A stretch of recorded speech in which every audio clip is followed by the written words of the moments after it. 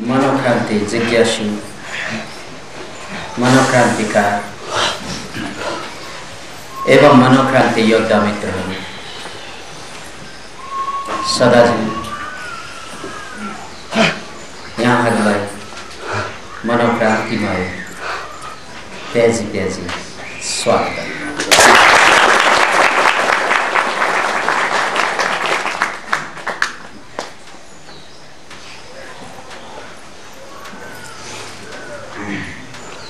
एउटा भारतीय केटो भर्खर पढाइ सकिएर जागिरको खोजमा भौतारिन्छ। भारतको एउटा प्रान्तबाट अर्को प्रान्तमा, किनकि त्यस केटाले भर्खर आफ्नो पढाइ पूरा गरेका छन्।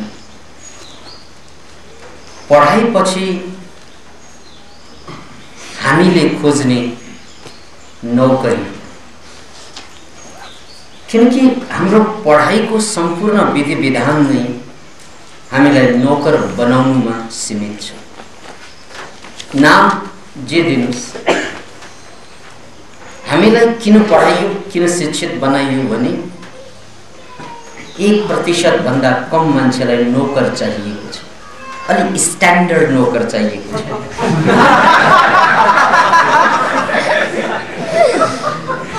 कोरा बोरा जस्तै नौकर चाहिने हो भने पढाइ नै चाहिने। हाई लेभलका नौकरहरू जो नौकर होइन मालिक जस्तै हिँड्छन् तर जिन्दगी नौकरकै बाँच्छन्, त्यस्ता नौकरहरू उनीहरूले निर्माण गर्छन्। त्यो निर्माण गर्ने बधशालाको नाम हो शिक्षालय। मैले त्यसलाई बधशाला भनिदिएँ। त्यो बधशालै हो जहाँ मान्छेले जन्मजात बोकेर आएका प्रतिभा छाङ दिनहुँ काटिन्छ। जहाँ मान्छे भित्रको एउटा मान्छेलाई मारेर शिक्षाको नाउँमा मकुण्डो लगाएर, एसएलसी को मकुण्डो,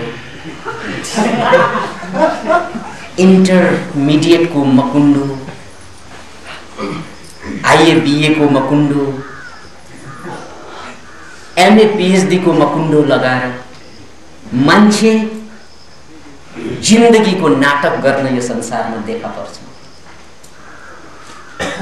मकुण्डो लगाएको छ उसले, सर्टिफिकेट को मकुण्डो, तर ऊ भित्रको मान्छे त्यो बधशालामै मरिसकेको छ।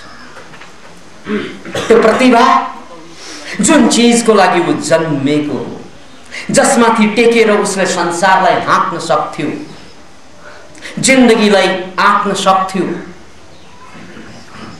त्यो चीज त उसले विद्यालय, शिक्षालय, युनिभर्सिटी रूपी बधशालामै सिद्ध्याएर आउँछ। अनि ऊ नौकरी खोज्न हिँड्छ। नौकरी, सर्भिस, जसले सर्भिस गर्छ त्यही सर्भेन्ट हो। आमा बाबाले स्याहार सुसार गरेर बडा प्यारका साथ राजा भन्छन् उसलाई, तर मोरा पास गरेर आएपछि नौकर बन्न जान्छ।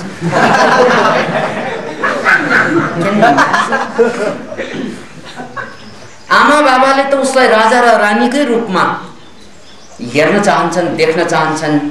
मेरा राजा बेटा, रानी बेटी। लेकिन ये साला रानी बेटी, ये साला राजा बेटा अभी नौकरी करने जा रहे हैं, नौकर बनने जा रहे हैं। Can you imagine? तपाईं हामीले जिन्दगी भर पढेको एजुकेसनको सार के त भन्दा नौकर बन्नु। दास्ताको पाठ हामी कलेज र स्कुलबाट सुरु गर्दै युनिभर्सिटीसम्म तन्क्याउँछौँ। त्यतिले पुगेन भने पीएचडी गरेर लम्ब्याउँछौँ। तर उद्देश्य नौकर बन्नु। ठुलो उद्देश्य छैन। उद्देश्य त उसको छ। 1% भन्दा कम मान्छे यो 99% यस्तै नोकर तयार पार्ने ऊ मालिक भएर सधैँ बस्ने। चाहे ती राजनेता हुन्, चाहे ती बडे मानका व्यापारी हुन् या बडे मानका कलाकार हुन्। आखिर जिन्दगी भरको हाम्रो यो शिक्षाको नाटक नोकर बन्नुभन्दा माथि जान्छै कहिले, गएकै थियो नै कहिले। एउटा भारतीय केटाको कहानी भन्दैछु।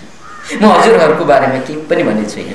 विषयमा प्रसङ्गले हजुरहरूलाई पनि यो कुरा लागेमा यसलाई काल्पनिक भनेर बुझिदिन्छ।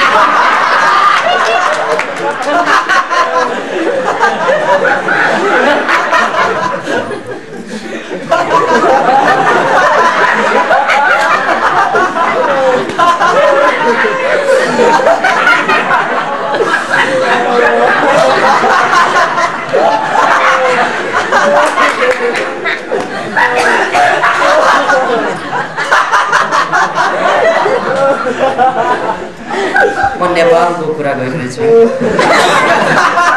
म भारतको कुरा गर्दैछु। हजुरहरूलाई झस्स घोप्यो भारतीय कहानी भनिन्छ।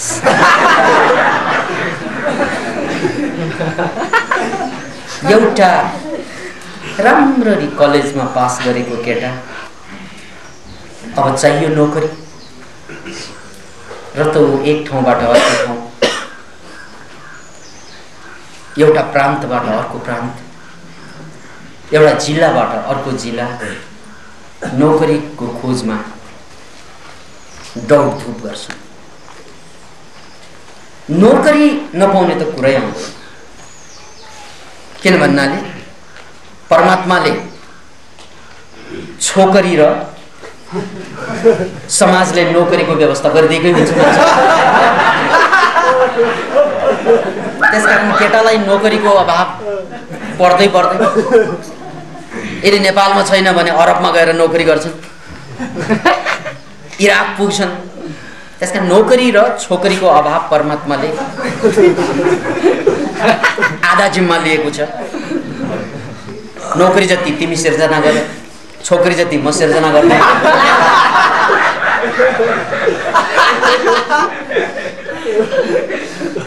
अतः त्यो केटा अहिलेलाई छोकरी होइन नोकरी चाहिएको छ।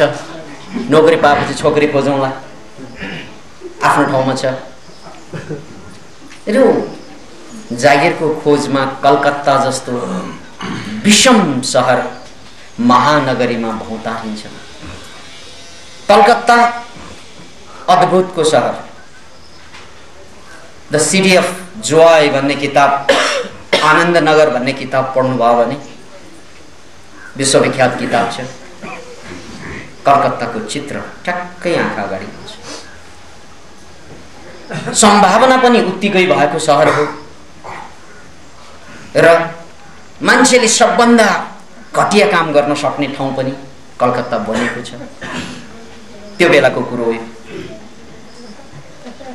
कलकत्ता त्यही सम्भावनाको खोजमा त्यो भारतीय केटा नोकरी नोकरी नोकरी भनेर लागिरहेको अवस्था। सनक चल्यो, अलिकति राम्रो केही गर्न सकौँला कि नोकरी भन्दा, नोकरी पाइरहेको छैन, केही अरू ट्राई गरौँ कि। अनि यसरी विचार गरे। नोकरी आकाशवाणी, भारतको ब्रोडकास्टिङ आकाशवाणी, जो हामी सबैलाई थाहा होला। सायद त्यो आकाशवाणीमा गएर मैले जागिर पाएँ भने पुज पनि पाउँछ, नोकरी पनि पाइन्छ। अनि यो नोकरको आवाज अरू सबै नोकरले पनि सुन्नेछन्।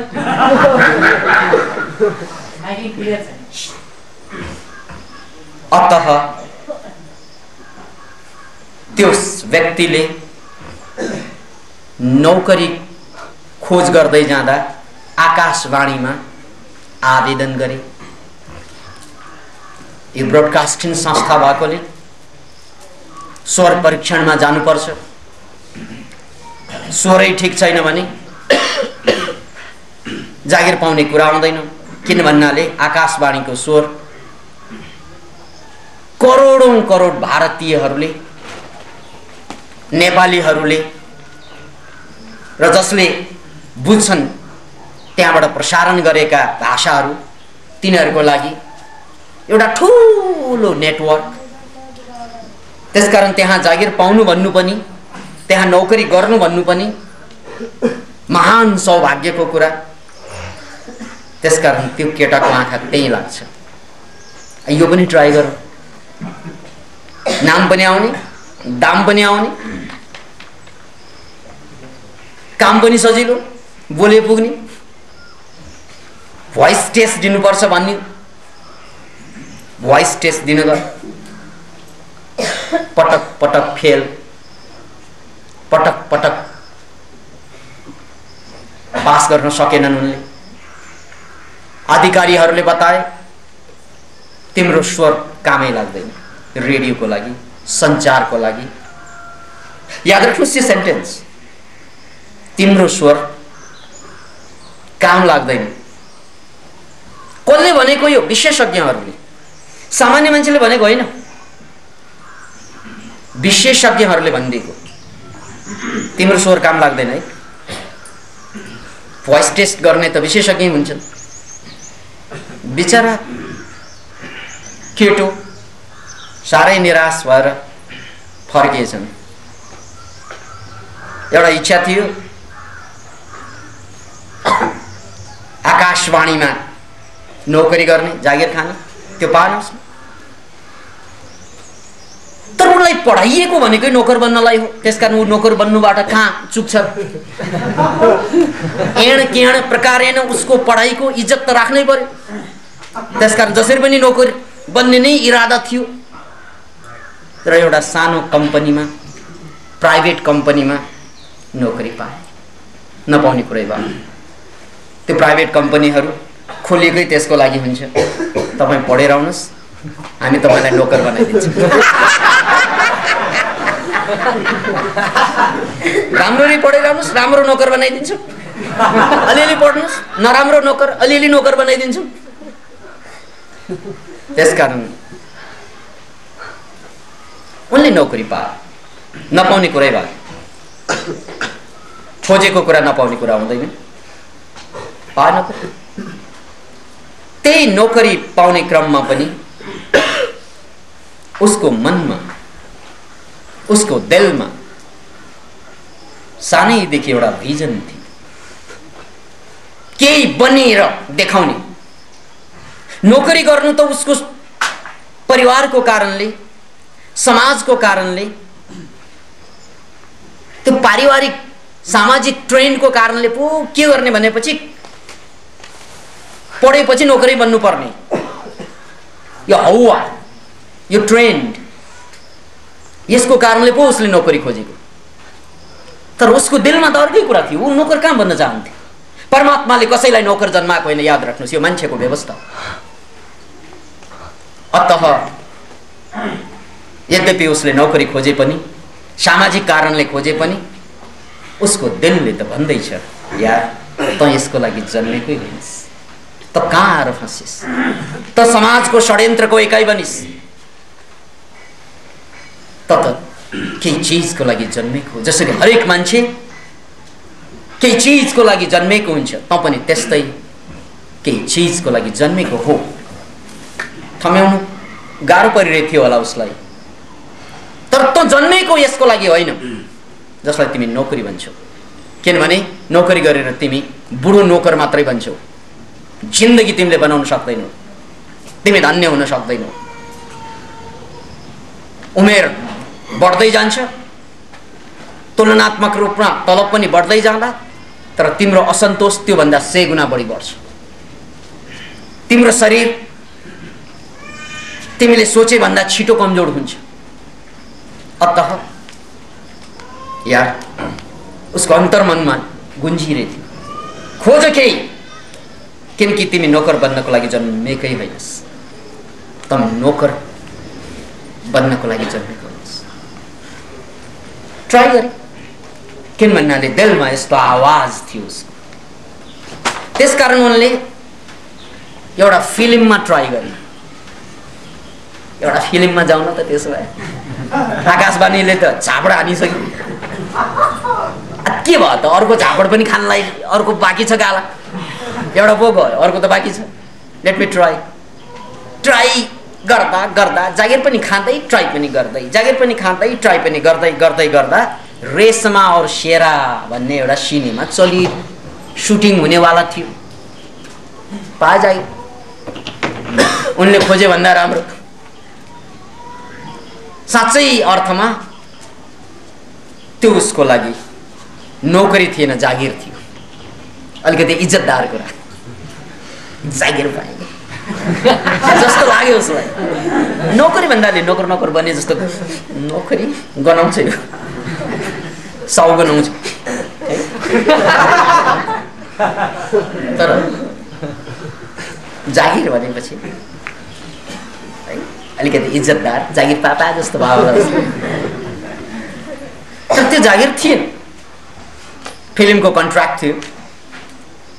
अब यस्तो मान्छे जो क्षण हिँडै थियो, के रोल गर्ने त भन्नाले एउटा सानो रोल। उसको भोइस जुन छ, आकाशवाणीले तिम्रो भोइस सञ्चारको लागि ठिक छैन भनेको कारणले रोल पनि उसले के पायो त भन्नाले लाटोको रोल पायो।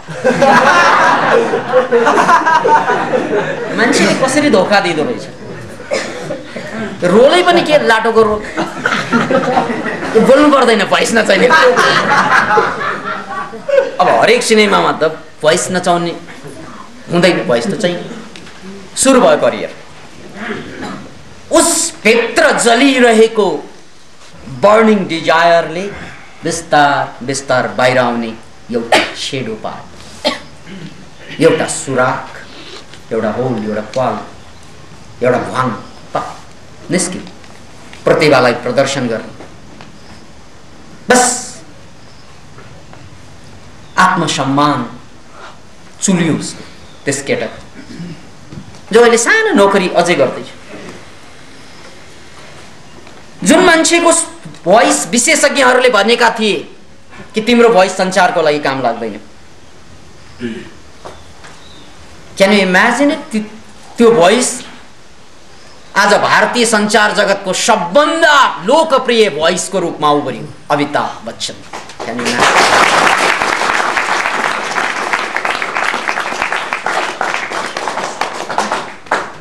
यदि उसले गतिलो नोकरी पाइदिएको भए अमिताभ बच्चन मर्थ्यो, अर्थात् ऊ जन्मिँदैन थियो। त्यस्तो महान प्रतिभा जो भारतीय सिनेमाको इतिहासका बादशाह, बेताज बादशाह हुन्, जागिर खोज्दै हिँडेका कलकत्ता। अनि जागिर एकपछि अर्को ठाउँबाट काम लाग्दैन त भनेर फर्काएका आकाशवाणीले भोइस क्यान्सल गर्दे। आज आकाशवाणी उसकै तारिफ गरेर कतिले जागिर पाइरहेका।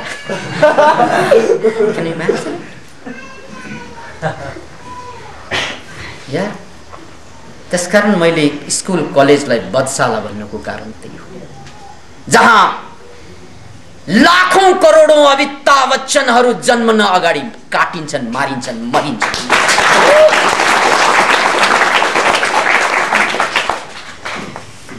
त्यसको लागि लालायित छौँ हामीहरू, त्यो बधशालाको लागि। त्यसको लागि मरिमेट्छौँ हामीहरू। Can you imagine what pagalpan is going on inside our Khopadi?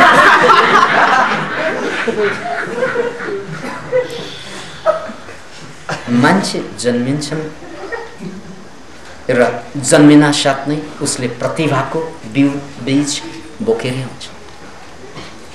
अब उसले खोज्छ वातावरण, पायो वातावरण, देखाउँछ ऊ जुन चीजको लागि जन्मेको कुरा।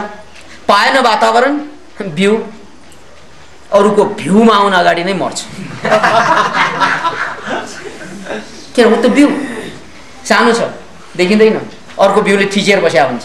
एउटा बिउलाई अर्को बिउले, अर्को बिउलाई अर्को बिउले, अर्को बिउले अर्को बिउलाई, ए बिउ नै बिउ। ल एक बोरा चामलमा हेर्नुहोस्, त्यो पनि बिउ नै हो। गहुँमा हेर्नुहोस्, माथिका 2-4 दाना चाहिँ देख्दो होला, या 200-400 दाना, लाखौं लाख दाना तल चाहिँ बिउलाई ठिचेर बिउलाई छेकेर बिउ नै गायब भइरहेको हुन्छ। किन भन्नाले 99% मान्छेको हालत त्यही हो। देशरूपी बोराभित्र भरिन्छ नि यिनीहरूलाई। 2 करोड नेपालमा जनसङ्ख्या छ, 2.5 करोड। 2 करोडको बोरा हो नेपाल, 2.5 करोड। यो 2.5 करोड मान्छेको बोराभित्र हामी जम्मैलाई खाँदै राख्दैछौँ। We all are खाँदै there। अनि यो बोराभित्र देखिने बिउ के त? त्यो मास्ला बिउ जुन छ नि, माथिको अलिअलि 1% भन्दा कम बिउ माथि देखिन्छ। त्यसलाई सूर्यबहादुर थापा भनेर चिनिन्छ, त्यसलाई राजा ज्ञानेन्द्र, करिश्मा मानन्द,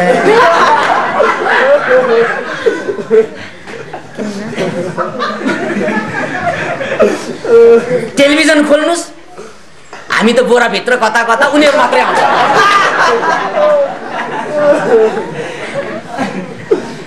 पत्रिका पल्टाउनुस्, हामी त बोराभित्रका आउँदैनन्, उनीहरू माथिका। पत्रिका पढ, उनीहरूकै त छ।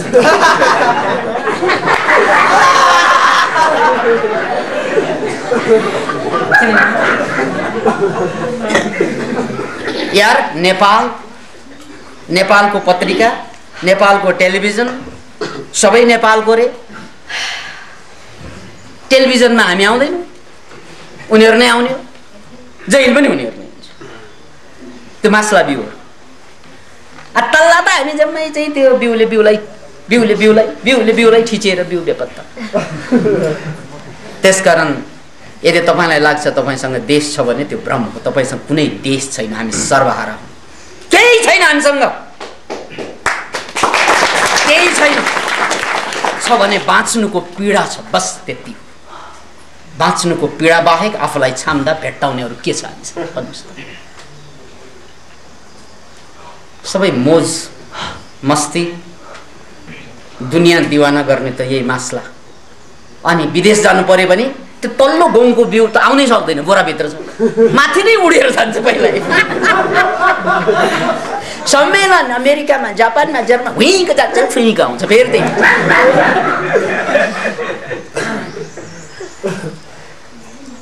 तर जसरी मास्लो बिउ हो, त्यसको भ्यालु छ, त्यस्तै तल्ला बिउहरूको पनि भ्यालु छन्। बरोबर हो सबै। यति मात्रै भयो, मास्लाहरूले तल्लालाई थिच्न पाए, बोराभित्र भरियो। भारतको कुरा गर्ने हो भने 1 अरबको ठुलो साइजको बोरा। अब हामी अलि सानो साइजको बोरा। तर कुरो त्यही हो। यहाँ जे हुन्छ त्यहाँ पनि त्यही हुन्छ, त्यहाँ जे हुन्छ यहाँ पनि त्यही हुन्छ।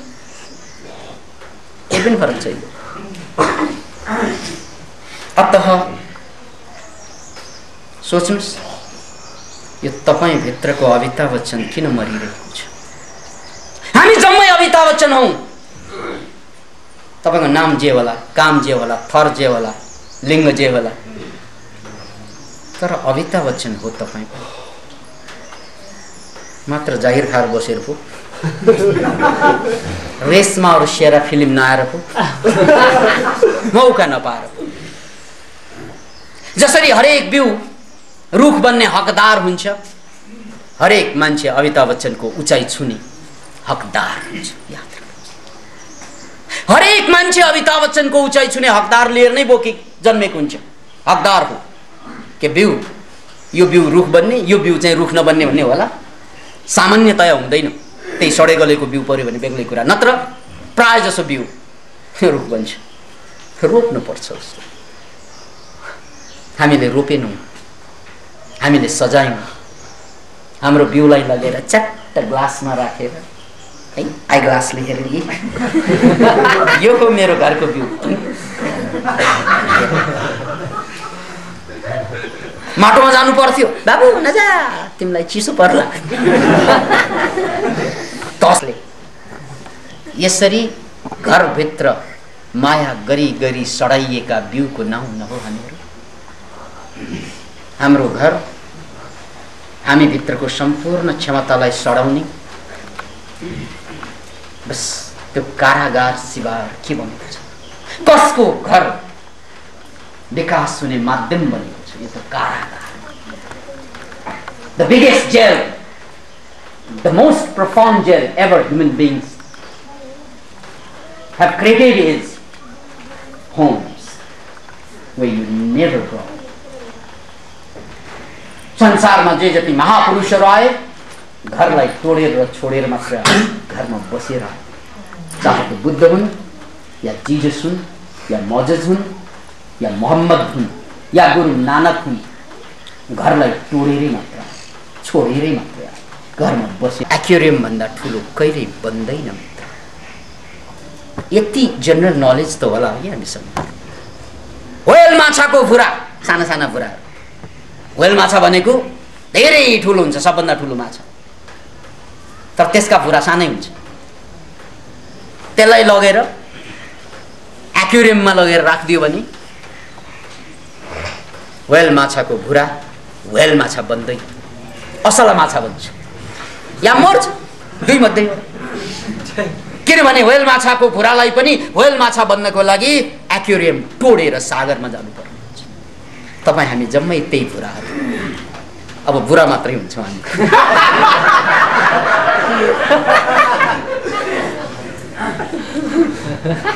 किनभने हामी शङ्ख किरी जिन्दगी बाँचिरहेका, घरलाई लिएर हिँड्ने शङ्ख किरा।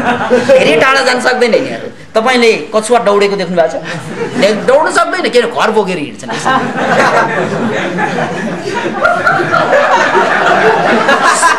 शङ्ख किराको कम्पिटिसन देख्नु भएको छ? शङ्ख भएको ए यो पनि सेल हो, यो किरा हो, यहाँभित्र किरा हुन्छ। धेरै दौड्न सक्दैन मान्छेले, च्याप समातेर शङ्ख बजाइदिन्छ। हामी जम्मै यस्तै शङ्ख, घर समातेर अगाडि बढ्न खोजेका शङ्खे किराहरू अफिसमा बज्ने गर्छ, अदालतमा बज्ने गर्छ। राजा रजौटाको सान यो मरा शङ्ख किरा। बज्छौँ हामी, खुब बज्छौँ। जति राम्रो बज्छ त्यति ठुलो तलब पनि पाउँछौँ। तर हौ शङ्ख किरा। घरको नाउँमा हामीले सेल वा केही पनि बनाएनौँ, जेल वा केही पनि बनाएनौँ। आखिर त्यो घर बोकेर तपाईँ पुग्ने कहाँसम्म कल्पना गर्नुहोस्। वेयर टु गो, मियाँ कि दौड मस्जिद तक, त्यहाँभन्दा माथि तपाईँ जान सक्नुहुन्न। मियाँ जति दौडे पनि मस्जिदभन्दा माथि पुग्दैन, पुगे पनि फर्केर आउँछ। कहाँ पुग्ने इरादा गर्नुभयो तपाईँले घर बनाएर? अझ बिल्डिङ रे 5 तल्ले 10 तल्ले यो मोराले साह्रै डरो घर बनाउन थाले। अब यो चल्नै सक्दैन। जति ठुलो घर त्यति चल्न गाह्रो तपाईँलाई, किन भन्नाले घरको माया खुब लाग्छ। यार तपाईँ आफ्नो मर्ने चिहान बनाउँदै हुनुहुन्छ, अरू त मरेर गाडिन्छन्, तपाईँ जिउँदै गाडिँदै हुनुहुन्छ घरभित्र। किनभने त्यो घरभित्र तपाईँभित्रको अमिताभ बच्चन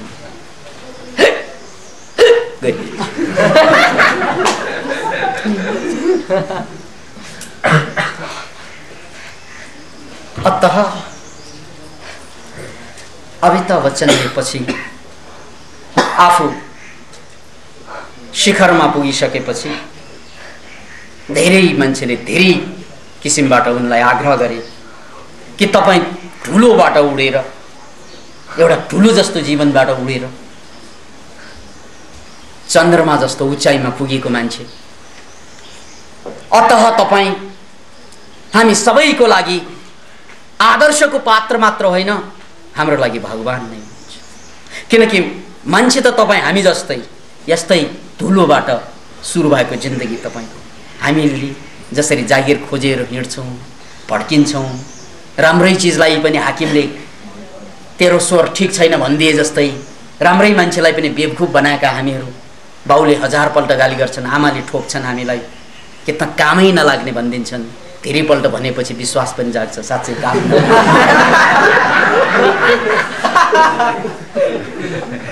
त्यसकारण तिमी हामी जस्तै परिवारबाट आएका, अनि उचाइ यस्तो माथि छोएको, यति माथि कि हामी कसैले कल्पना गर्न सक्ने। त्यसकारण तिमी हाम्रो आदर्शको पात्र मात्र होइन। हे अमिताभ, तिमी हाम्रो भगवान, यु आर द गॉड। किन गॉड?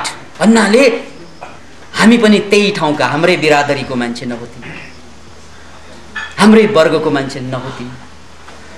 धन्य तिमीले हाम्रो इज्जतलाई जोगाइदियो, कि एउटा नमुना बनिदियो तिमी कि हाम्रो साइज बढेर यत्रो बन्न सक्दो रहेछ, अथवा तिम्रो साइज खुम्चिएर हामी जस्तै यत्रो भयो यस्तो मान्छे अर्थात् खुम्चिएको अमिताभ बच्चन। अमिताभ बच्चन अर्थात् तन्किएको मान्छे। तपाईँले आफैलाई डायलग दिए हुन्छ, म अर्थात् खुम्चिएको अमिताभ बच्चन। अमिताभ बच्चन खुम्चिँदा म बन्छु, म तन्किँदा अमिताभ बच्चन बन्छु। त्यसकारण ऊ मान्छे लम्बु पनि छ, तन्क्यो, यो सिम्बल पनि बन्यो उसको शरीर। It's a very much symbolic. मान्छे तन्क्यो भने अमिताभ बच्चन बन्छ, अनि खुम्च्यो भने नेपाली पुड्को बन्छ 5 फिट। मलाई हेरे पुग्छु।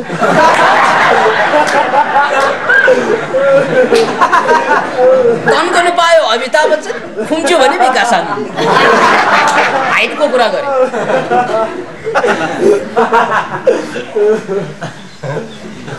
सुन्नुस्, त्यो अमिताभ बच्चन जो मान्छेको, भारतीय बन्धुहरूको, कैयन भारतीय मुटुको आदर्श होइन, भगवान बने। जबकि उनले आध्यात्मिक कुरा गरेनन्, तपस्या गरेनन्, ध्यान मुक्तिका यात्रा गरेनन्, जानकारीमा आएको छैन। गरे पनि होलान् या नहोलान्, त्यो आफ्नो ठाउँमा छ, तर या जानकारीमा छैन। तर त्यो मान्छे भगवान बन्थ्यो कैयन भारतीयहरूको लागि। कलकत्ता जहाँ ऊ, हजुर मैले पास गरेर आएको यहाँ फाइल छ, यो मेरो सर्टिफिकेट हजुर, नौकरी माग्नको लागि मैले यति नम्बर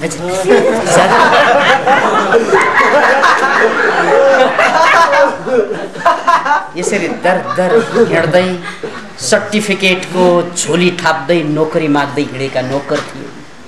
सर्टिफिकेटको झोली थाप्दै मलाई यहाँ के राखिदेऊ न हजुर, कृपा गरौँ म माथि।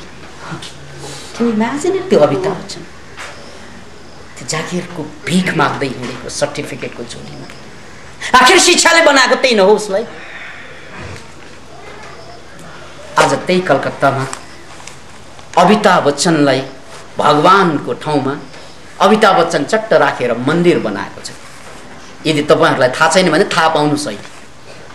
मान्छेलाई राखेर मन्दिर बनाएको तपाईले थोरै या नसुनेको होला, तर भारत त्यो कलकत्ता जहाँ ऊ भिख माग्दै, नौकरीको भिख माग्दै हिँड्दै थियो, त्यही शहरमा एक दिन यही नौकरीको भिख माग्ने मान्छे मन्दिरको भगवान बन्दैछ। त्यहाँ अमिताभ बच्चनको मन्दिर छ कलकत्ता। Can you imagine? त्यहाँ उनका भक्तहरू दर्शन गर्न जान्छ भगवानलाई जस्तो, किनकि ऊ भित्रको प्रतिभा जागिरभित्र मर्न दिएनन् उनले। उनको महानता यही हो। हे अमिताभ बच्चन, तिमी र हामीमा यही फरक कि हामी भित्र पनि तिम्रै जस्तै महान प्रतिभा छ, तर हामीले जागिरमा 2-2 रुपियाँमा बेच्छौँ त्यसलाई। त्यसकारण हामी त्यहाँ पुग्न नसके पनि तिमी पुग्दियौ, त्यसकारण तिमीलाई नमस्कार छ। बगडेर मासु काटेर टुक्रा टुक्रा बेचे चाहिँ जागिरको नाउँमा, घरबार र परिवारको नाउँमा मान्छेले पनि महिना महिनाको तलब लिएर आफ्नो मासु बेच्छन्, जिन्दगी बेच्छन्। ऊ आफ्नै मासु काटेर गुजारा गर्छ अनि यसरी मर्छ ऊ भित्रको अमिताभ बच्चन, किनकि ऊ किस्ताबन्दीमा मर्ने मान्छे।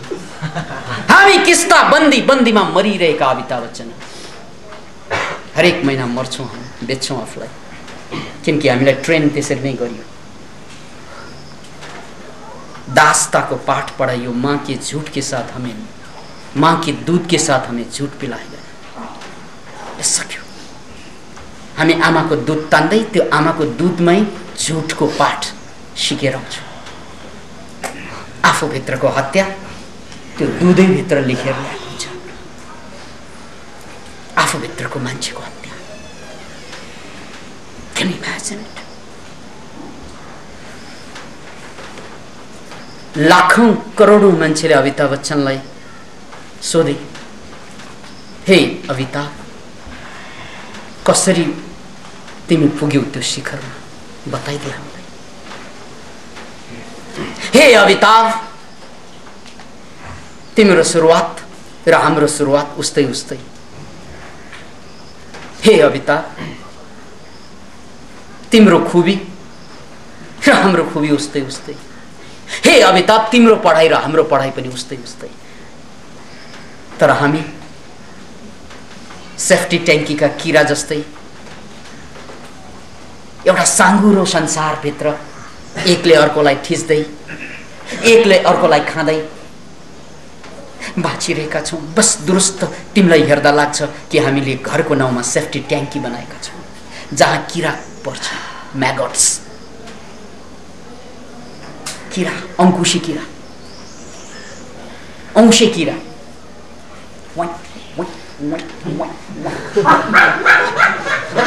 खूब चलेको छ, ऊ पनि चाहिँ जागिर नै खोज्न गइरहेको होला। पेट का सवाल है, पापी पेट का सवाल है भनेर त्यो सेफ्टी ट्याङ्की भित्र एकले अर्कोलाई, अर्कोले अर्कोलाई खाएर बाँच्छ यिनीहरू। हामी त त्यही हौँ अमिताभ, तिम्रो अगाडि। किनकि हामी कहिले आमालाई भोग्छौँ, टोक्छौँ, कहिले बाबासँग रिसाउँछौँ, कहिले दाइलाई मुद्दा हाल्छौँ, कहिले भाइले हामीलाई बर्बाद पारिदिन्छ। हामी त परिवारको नाउँमा सेफ्टी ट्याङ्कीका किरा भन्यौँ। बस हामी सेफ्टी ट्याङ्कीका किरा हौँ, किरा। त्यहाँबाट बाहिर निस्कन सकेनौँ हामीहरू।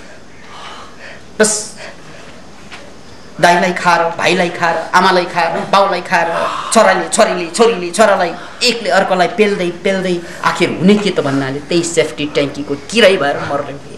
त्यहाँभन्दा माथि उठ्ने पनि होइन। उद्देश्य के छ त भन्नाले मोटो सेफ्टी ट्याङ्कीको किरा हुनको लागि हामीले यो सारा प्रपञ्च रचाएर बसेका छौँ। सारा प्रपञ्च, जागिर रे, पढाइ रे, घरबार रे, परिवार रे, अनि जसलाई चाहिँ बैंड बाजाका साथ बे गरेर ल्याउँछ त्यसलाई पनि ठोकिन्छ, पिटिन्छ, कुटिन्छ। के त्यो सेफ्टी ट्याङ्कीमा भएका किराको व्यवहार होइन? एकले अर्कोलाई ठोक्ने, खाने, चुस्ने बाहेक अरू केही पनि हुँदैन। बस त्यसकारण अमिताभ, तिमी भगवान हो, किनकि हामीभित्र पनि तिम्रो जस्तै क्षमता छ, तर हामी त्यसलाई चिन्न सकिन, बुझ्न सकिन। विश्वासै लागेन आफूलाई। हामी विश्वासघाती हौँ। अरूलाई धोका हामी थोरै दिन्छौँ, आफूलाई धोका बढी दिन्छौँ। हामी सानो सानो कुरामा अरूलाई धोका दिने, झुट बोल्ने काम गर्छौँ, अनि महाझुटमा आफै फस्छौँ। जिन्दगी एउटा महाझुटमा फसेको छ। त्यसकारण अमिताभ, तिमीले दया गरेर, कृपा गरेर, माया गरेर त्यो सूत्र बताइदिनु पर्यो, त्यो बाटो देखाइदिनु पर्यो, जसको कारणले तिमी विस्फोट भएको बम जस्तै सबैको नजरमा आयो, मान्छेको दिल दिलमा छायो। हेर अमिताभ, हामी त आफ्नै घरका परिवारको दिलबाट खस्ने कीटाणुहरू, उनीहरूकै दिलमा बस्न खोज्दा खोज्दै खस्छौँ उनीहरूबाटै। तर तिमी लाखौँ होइन करोडौँ मान्छेको दिलमा बस्यौ। अतः अमिताभ, हामीलाई यी हारेका हामी हुतिहाराहरूलाई बाटो देखाइदे, बताइदे त्यो सूत्र हामीलाई। किनकि हामी स्वास्नी बनाउँछौँ, उसको दिलबाट 1000 पल्ट खस्छौँ। छोराछोरी बनाउँछौँ आफ्नै भनेर उसकै दिलबाट 1000 पल्ट खस्छौँ। घायल छौँ हामी खूब। कहिले लोग्नीको दिलबाट खसेर घायल छौँ, कहिले स्वास्नीको दिलबाट खसेर, कहिले छोराछोरीको दिलबाट, कहिले दाइ भाइको दिलबाट खसेर हामीले घायल हुनु बाहेक केही पनि सिकेनौँ। माग्छौँ त बास दिलमै हो हामीले पनि। म स्वास्नीलाई प्रेम नै खोजेर अगाडि बढ्छु, म लोग्नेलाई प्रेमै खोजेर अगाडि बढ्छु। छोराछोरीको अनुहार, उसको आँखामा प्रेमै खोज्ने हो। यी आँखाले कसैको आँखामा बास दिउँ, तलास त त्यही गर्ने हो। तर घुस्न नपाउँदै 1000 पल्ट त्यहाँबाट चिप्लेर खस्ने प्राणी हामी। त्यसकारण अमिताभ, तिमी हाम्रो भगवान। किनकि जुन दिनमा तिमी कुल्ली फिल्मको सुटिङको दौरानमा घायल भयो, त्यो बेला तिमी अस्पतालमा सिकिस्त परिरहेका थियौ। सारा संसारका करोडौं नरनारी तिम्रो उपचारको लागि प्रार्थना गर्दै थिए। Can you imagine? हामी बिरामी पर्दा त हाम्रै दाजुभाइले देखलास भन्छ, पखलास भनिदिन्छ, खुच्चुम भनिदिन्छ, जसलाई दुध पिलाई पिलाई हुर्काई उनीहरू पनि दिलमा ठाउँ दिए। जिन्दगीको व्यापारमा हारेका लडेका हामी, तर तिम्रो जुन दिनमा तिमी अस्पतालमा थियौ, सारा राष्ट्र तिम्रो उपचारको लागि कामना गर्दै थिए। हामी बिरामी पर्दा हामीले सबभन्दा बढी माया गर्ने मान्छेले ठोक्न आउँछ, गाली गर्न आउँछ, भनेको मानिनस् भइस् त्यस्तो भन्न आउँछ। कुन जुनीको पापले हामीले यो जन्म यो चक्रव्यूहमा फसेको हामी थाहा नै छैन। तर तिम्रो बिमारीमा के हिन्दू के मुसलमान, के सिख के ईसाई, के बौद्ध के पारसी, के बुढा के बच्चा, सारा राष्ट्र तिम्रो स्वास्थ्यको कामना गर्दै रह्यो। जिन्दगी तिमीले कहिले नहार्ने पायौ, जिन्दगी हामीले कहिले नजित्ने पायौ। तिमी हारेर जित्यौ, हामी जितेर पनि हारेका हो तिहारा। त्यसकारण अभिता हाम्रो एउटा प्रार्थना छ कि भन्दियो हामीलाई यो रहस्य बताइदिनु, किनकि तिमी हाम्रै बिरादरीको मान्छे, हाम्रै वर्गको मान्छे। त्यसकारण हामीलाई पुरा विश्वास छ तिमी कुनै अवतार होइनौ, भगवानले चुनेर पठाएको पनि होइन। तिमी हाम्रै जातको मान्छे, हाम्रै लेभलको मान्छे, हाम्रै ठाउँबाट उठेको मान्छे। त्यसकारण अभिता निश्चय पनि तिमीले लेख्नुपर्छ, यो रहस्य बताइदिनुपर्छ हामीलाई। अमिताभ बच्चन मुख खोल्छन्, कलम चलाउँछन्, त्यो सन्देश विभिन्न माध्यमबाट आफ्ना महानताका, आफ्ना सङ्घर्षका गाथाहरू हाम्रो अगाडि पस्कन्छन्। टिप्नेले त्यसलाई टिपेर उठिरहेका छन्, सुत्ने त अझै पनि सुतिरहेकै हुन्छ। त्यसकारण सुत्नेलाई कसैको सन्देशले के फरक पार्छ र? अतः अमिताभ बच्चनले लेखे, पहिलो रहस्य खोले उसले, यार हो तिमीले भने जस्तै, तिमीले माने जस्तै, तिमीले ठानेर जाने जस्तै, हामी सबैले एक स्वरमा एक मतमा स्वीकारे जस्तै म पनि कुनै अवतार होइन,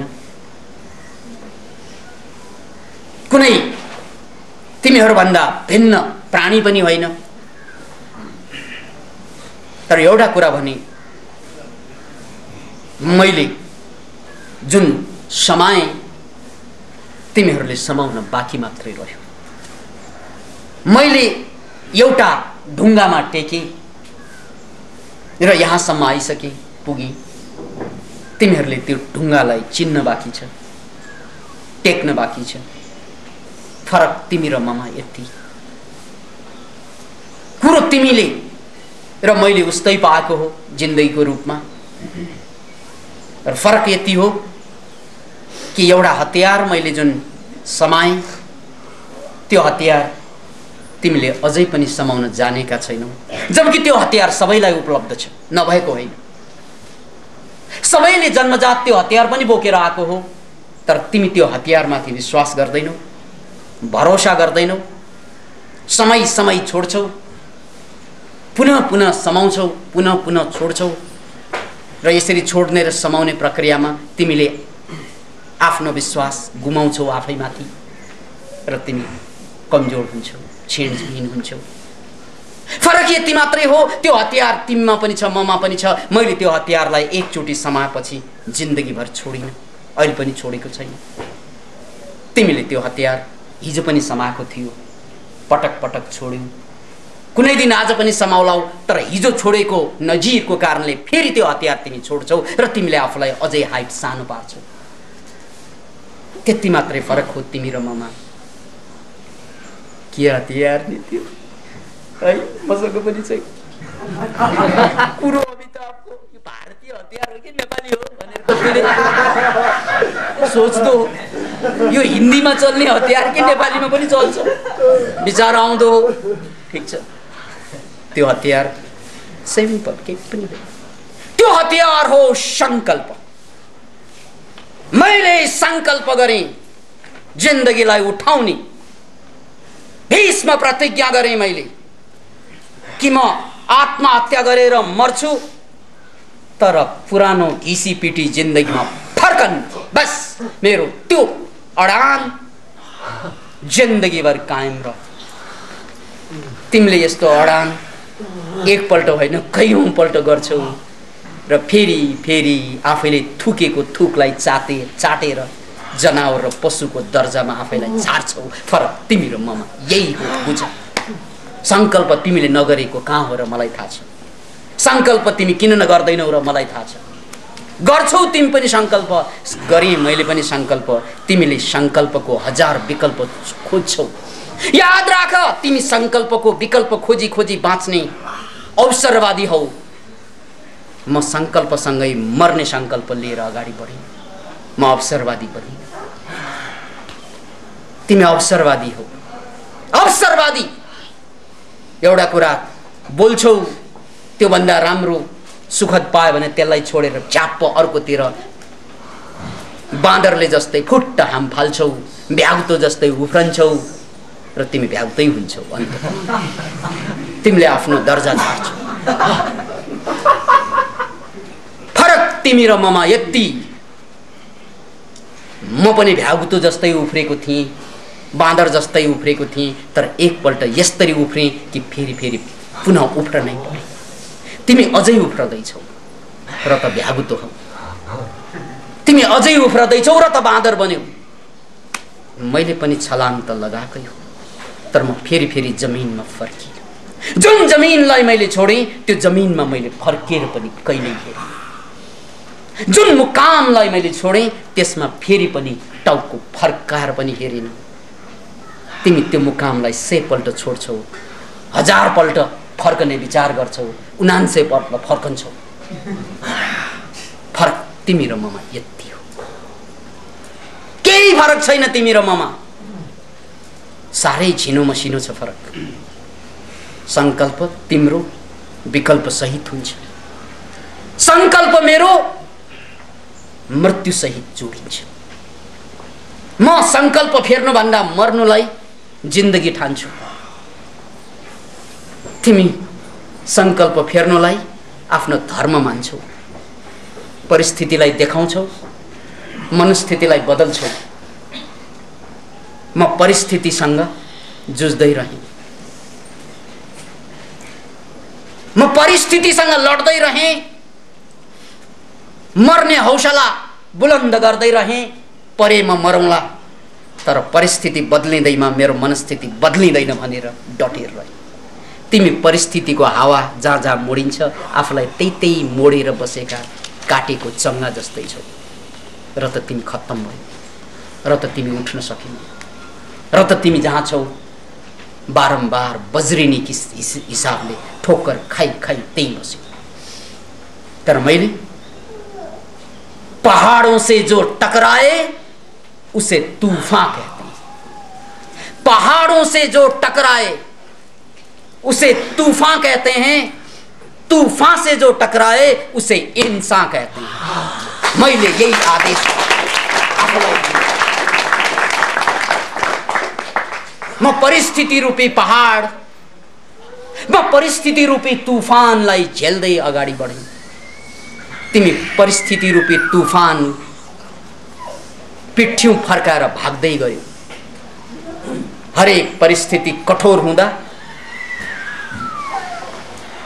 तिमी भाग्दै रह्यौ, विचार बदलिँदै गयो, काम बदलिँदै गयो। तर मैले जुन दिनमा पाइला टेकेँ त्यो मेरो करियरमा, त्यो दिनदेखि म बार बार फेल भएँ। तिमीहरूलाई थाहा छ, रेसमा और शेरामा म सफल हुन सकिनँ। त्यसपछि अर्को फिल्म लिएँ, मेरो फिल्म चल्न सक्यो। फेरि अर्को फिल्म लिएँ, म ऋणमा जाँदै थिएँ।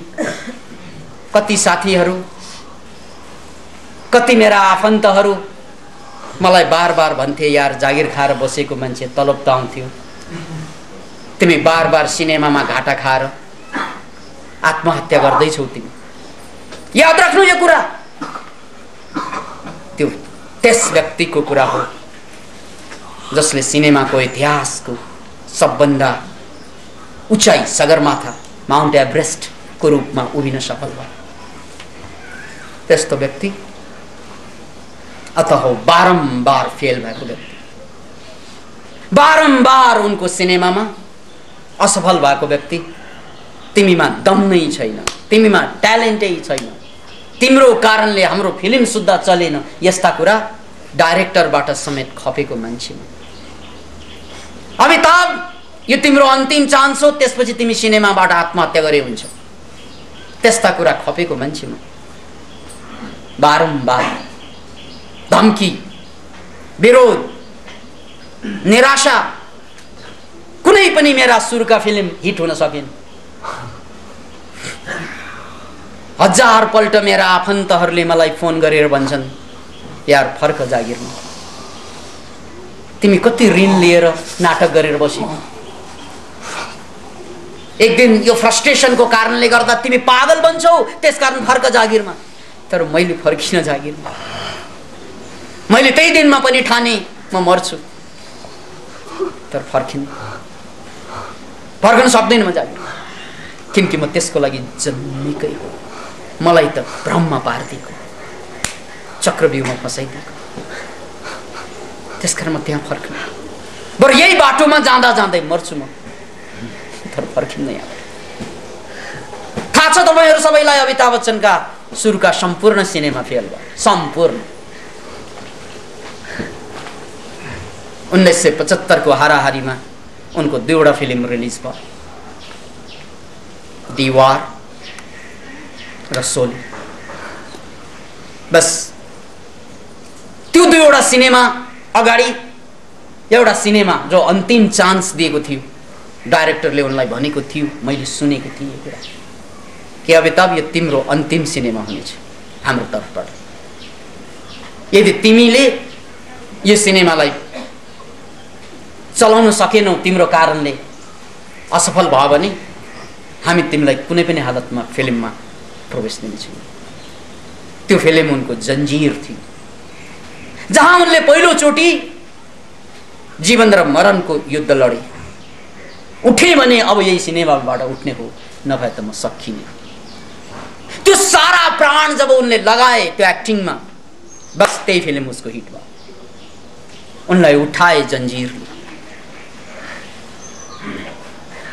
पहिलोचोटि अमिताभ बच्चनको रूपमा जन्जिरमा देखियो। त्यसपछि 75 को हाराहारीमा दीवार, त्यसपछि शोलेले अमिताभ बच्चनलाई सिनेमाको युग पुरुष बनाइदियो। तर त्योभन्दा पहिला उनी ख्यान्त्राङ थिए फिल्ममा। त्यसकारण त यो कुरा मैले भन्दैछु कि पहाड़ों से जो टकराए उसे तूफान कहते हैं, तूफान से जो टकराए उसे इंसान कहते हैं, इंसान कहते हैं। यार फरक तिमी र ममा यही छ। म हजार हजार तूफान छातीमा झेलेर अगाडि बढ्दै रह्यौ, पछाडि फर्किन। तिमी तुफान आउन अगाडि नै तुफानको संकेत पाउन साथ दिल बदल्दै गर्छौ, भाव बदल्दै गर्छौ, विचार बदल्दै गर्छौ। र त तिम्रो हालत र मेरो हालत फरक छ। त्यसकारण मेरा मित्रहरू, एउटै सूत्र छ, संकल्प, विकल्प रहित संकल्प। संकल्प सबैले गर्छ, तर यो संकल्प जहाँ विकल्प हुँदैन, म सके यसमा टेकेर उठ्छु, नसके म मरेर जान्छु यसै। बस एउटा अमिताभ बच्चन जुन सूत्र संसारका सम्पूर्ण महापुरुष त्यही सूत्रबाट जन्मेका हुन्, त्यही सूत्रबाट। सूत्र केही पनि फरक छैन। फरक यति कि अमिताभ बच्चनले पनि देखे केटी, तर फर्केनन् त्यहाँबाट। हामी केटी देखे कि टाउको मोडिहाल्छौँ। फरक यति, केटा देखे कि टाउको मोडिहाल्छौँ। संकल्प छोडेर स्वादमा लाग्छौँ,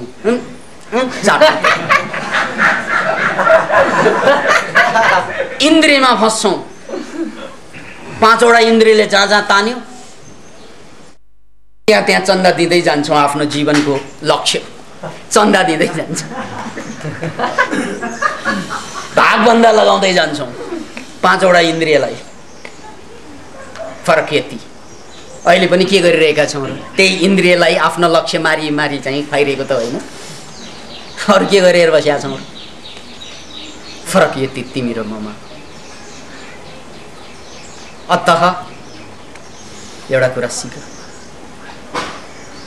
अमिताभ बच्चन कुनै विशेष घरमा जन्मिने व्यक्तिको नाम होइन।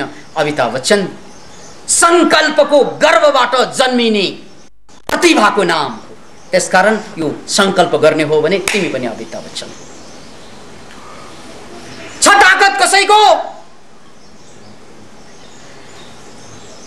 बस यो अमिताभ बच्चनको अन्तरात्माको आवाज हो। अतः अमिताभ बच्चनलाई साक्षी राखेर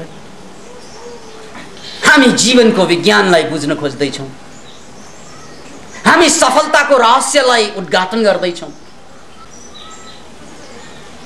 ढिलो अहिले पनि भएको छैन। जब जागे तब सबेरा। लाग्छ तपाईँलाई ढिलो भयो? केही पनि ढिलो भएको छैन। जब जागे तब सबेरा। अँधेरा छ त के भयो, लाइट बाल्नु, अँधेरा भागिहाल्छ। उज्याला छ ठिकै छ, टर्च गोजीमा हाल्नु, भरे बेलुका पर्न सक्छ। अँध्यारो छ, टर्च हातमा बोक्नु, फरक के यति मात्र। उठ, तिमी नउठे उठेकाहरू तिमीलाई नै कुल्चिएर अगाडि बढ्नेछन्। यसको सार मैले तपाईलाई उद्घोष गरेँ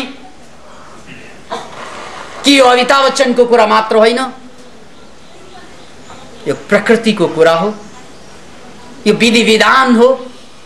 यो हिजो पनि त्यही हो, आज पनि त्यही हो र भोलि पनि यही सूत्र लागू हुनेछ। किनकि अमिताभ बच्चन जन्मन अगाडि, अमिताभ बच्चन भन्दा 2500 वर्ष अगाडि जन्मेका, त्यो लुम्बिनी वनमा जन्मेका सिद्धार्थ गौतम, जुन भारतको बोधगयामा गएर बुद्धको रूपमा रूपान्तरित भयो, उनको पनि सूत्र त्यही थियो जुन सूत्रले अमिताभ बच्चनलाई जन्माए। संकल्प, विकल्प रहित संकल्प।